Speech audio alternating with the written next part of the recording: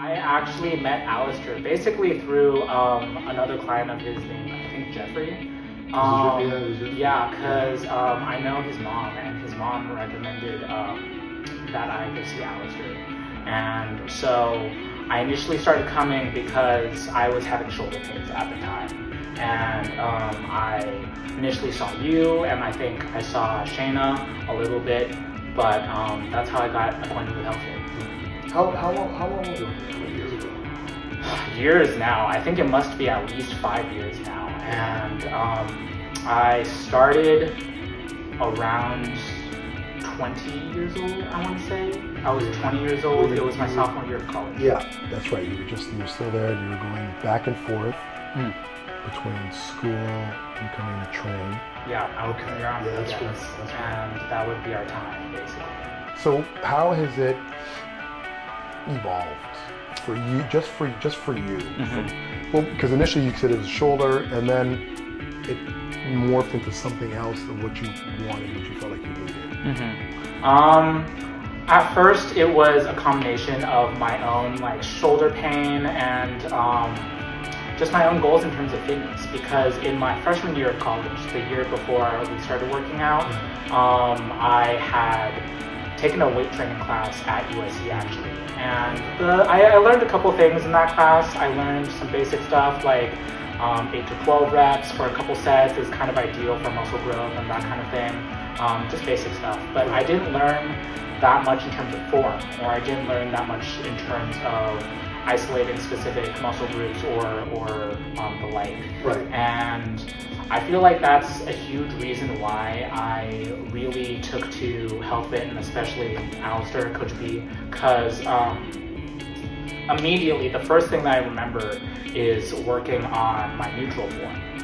Because I always went to overextension, and even today, you kind of see it sometimes in some small things that I'm doing, and I need to remember to tuck hips, but that was the first crucial lesson I think I learned. It was the idea when everybody's starting is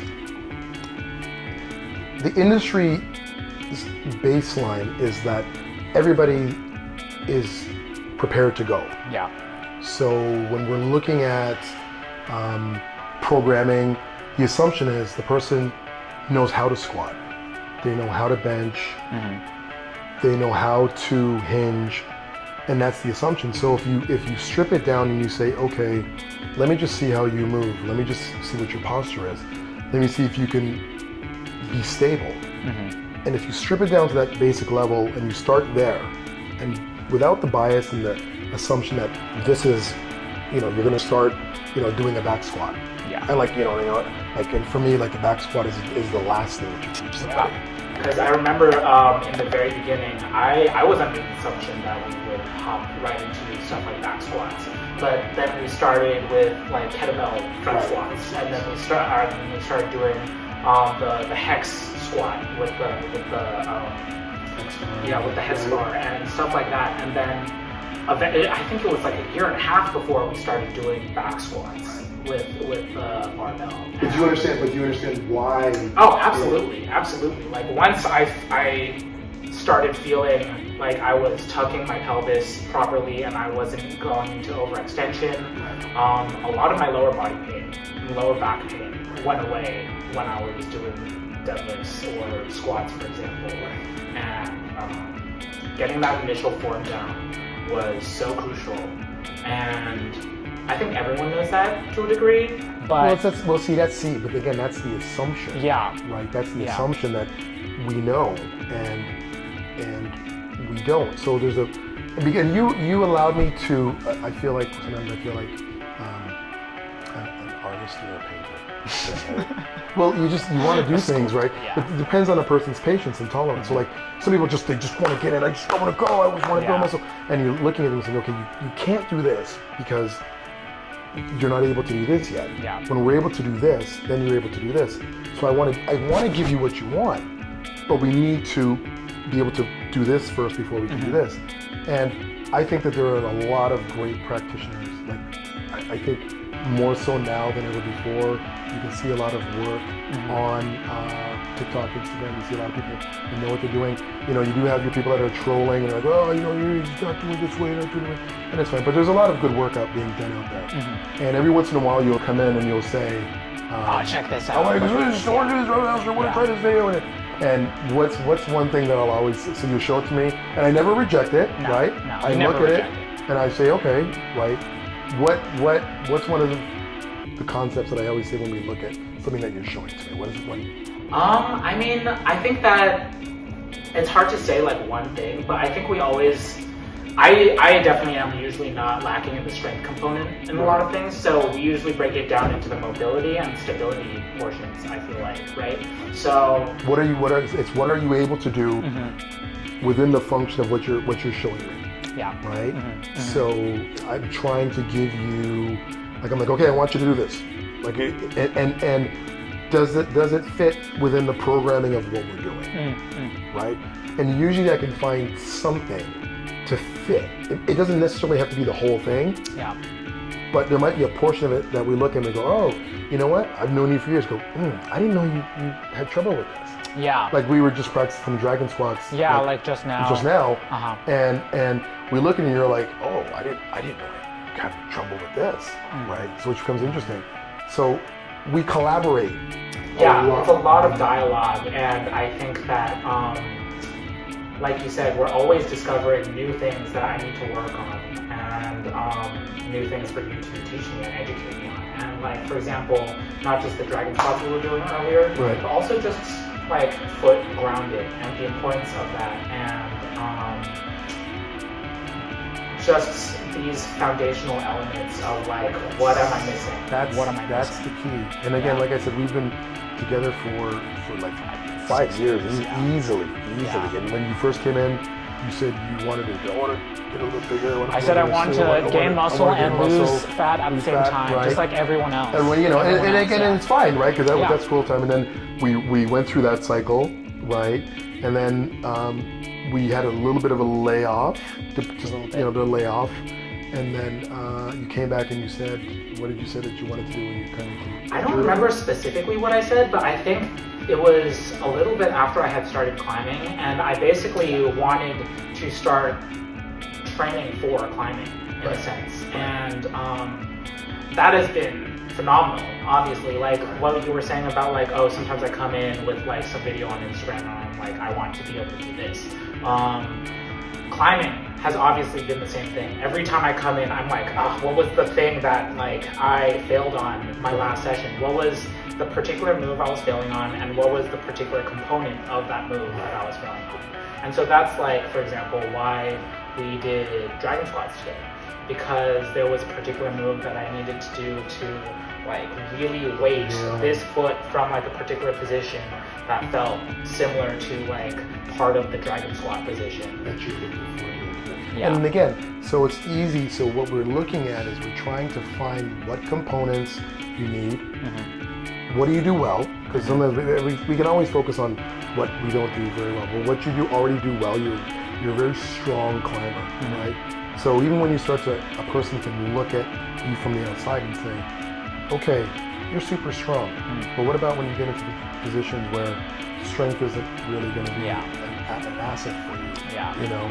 And then it forces you to have to look and say, yeah, I kind of need to work on this a little bit more. And then we go in and then we collaborate and we say, okay, well, I think this will work. And then we go in and we play, because a lot of this is play, right? We do something, how does this feel? How does that feel? How does this feel? And you have a lot of awareness over the years, like you understand as much as like some trainers that I know about movement and control, stability. You understand it and how it integrates with everything you're doing. So your feedback to me makes me better, and then it allows you, because we're communicating in the same language. You know, what would you say is one of the and we've also done collaboration with some of our PTs, right? And it's ongoing. So tell me a little bit about how that. Yeah, sure. So I have most consistently been seeing Dr. Shayna. And Did you start with Dr. Shayna? Yeah, of the PTs I started with Dr. Shayna, and she's like a lower body wizard. She knows everything, and like I have a lot of hip obstruction. I think that, for example, when we were doing the drag squats, we noticed just how much my left hip has difficulty in certain positions, and like my TFL often jumps in instead of my psoas and stuff like that. So I think that it's like seeing one of the PTs here in conjunction with seeing you is almost like working on a car. Like you are like working with you is like training the laps of like a NASCAR race and like seeing if you can train for the race. But then working with them is almost like the fine tuning of the car, like making sure that like the alignment's right, making sure that like the tires are thick enough, and just making sure that like the small components that add up to the larger things that we work on together are there, right?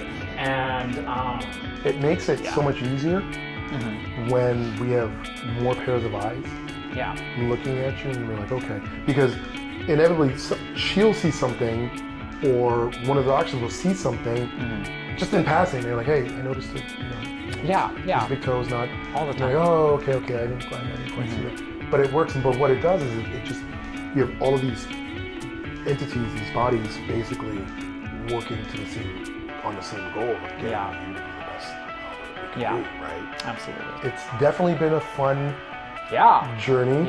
You know, we've I've seen you grow. I've seen you. It's been fantastic. It's enjoyable, and again, from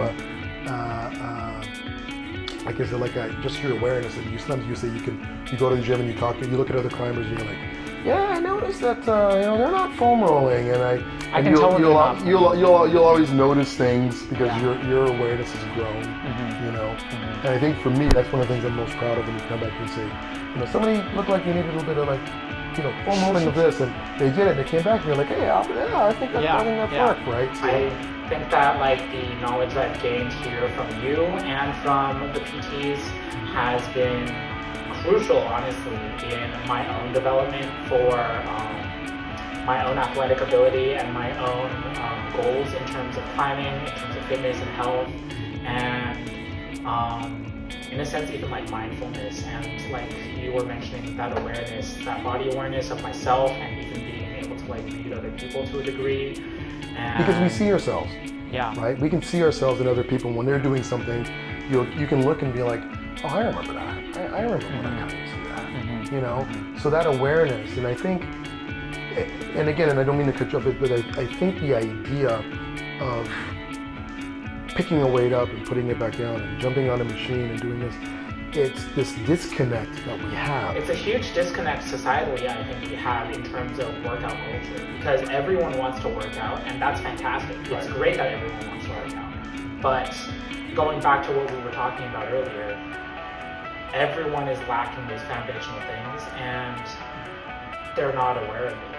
They don't know. No one is aware of it unless they are told it, basically.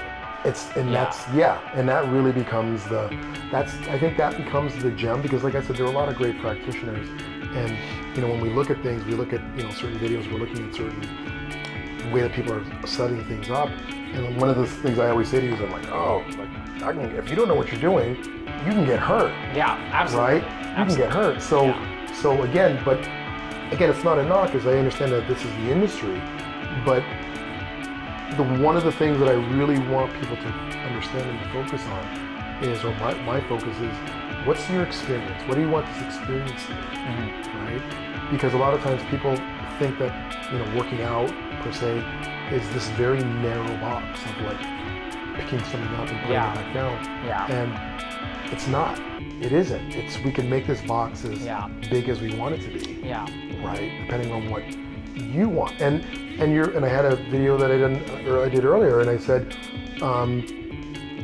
you reserve the right to change your mind. Right? You can change lanes, and it's okay.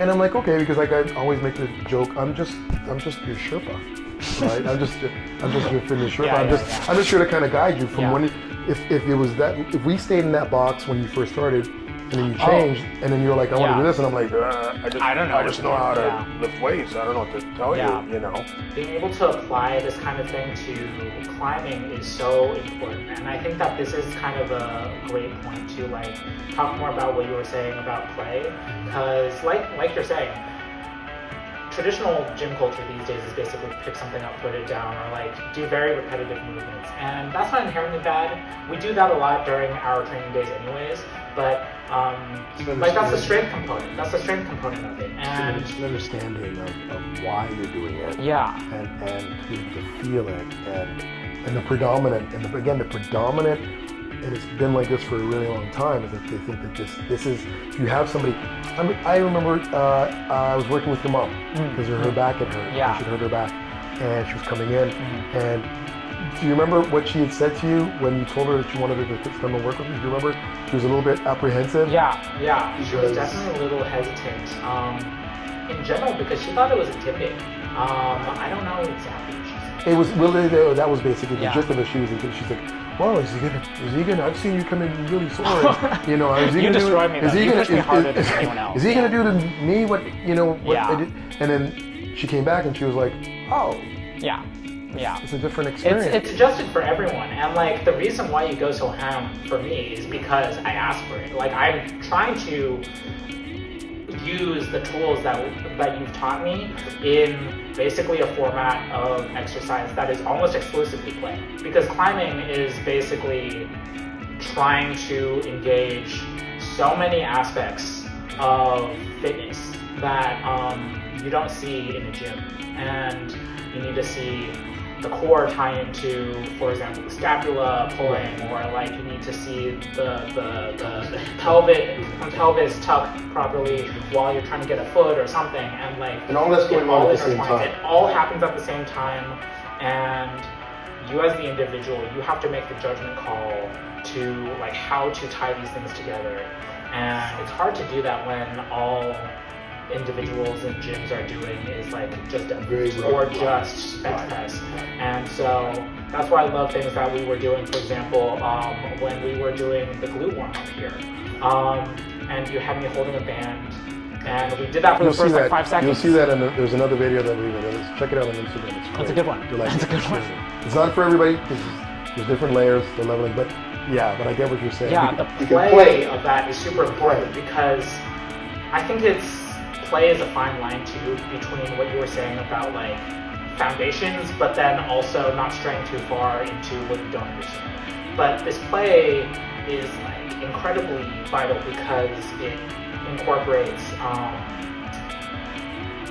slight variations and like slight muscle control, because when you traditionally bench press, for example, right? There's flat bench, there's incline bench, and there's decline bench, right? And so that's basically the 3 variations that anyone ever does. That's a traditional. Yeah, that's the traditional 3 variations that everyone does. But your chest isn't just here, or just here, or just down here.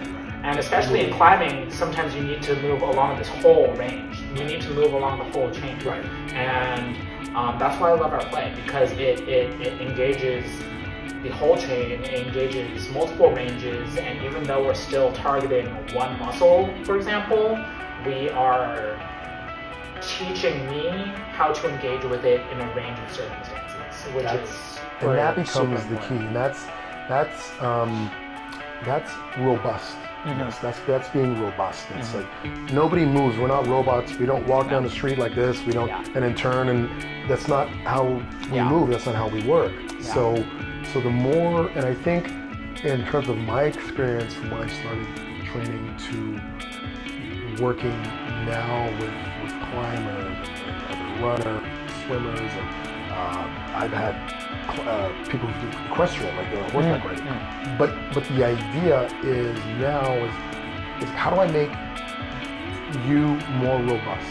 Yeah. Right? How do I make you more resilient to doing the things that you want that you are doing, right? Yeah. That really kind of for me becomes how do I make them not just strong, strong, but how do I make it resilient so that you can survive climbing 3 or 4 days straight and then not feel like you're too beat up when you come out of it.